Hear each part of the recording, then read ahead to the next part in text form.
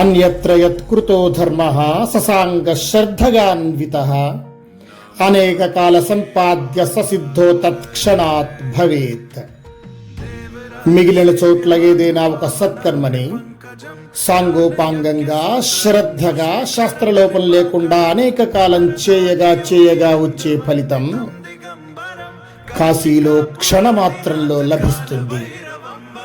వర్షాయుత సహస్రాణి ఏ సేవంతే హరిం హరం తే తత్క్షణాత్ ప్రప్నువంతి తత్సత్త్వమేవ ధార్మికః. 10,000 సంవత్సరాలు హరుణ్ణి సేవిస్తే వచ్చే ఫలం కాశీ క్షేత్రంలో క్షణకాలం సేవిస్తే వస్తుంది. కాశీలో పుణ్యం కానీ పాపం కానీ కొద్దిపాటి చేసినా స్వభావ సిద్ధంగా కొన్ని కోట్ల రెట్ల ఫలితం ఇస్తుంది.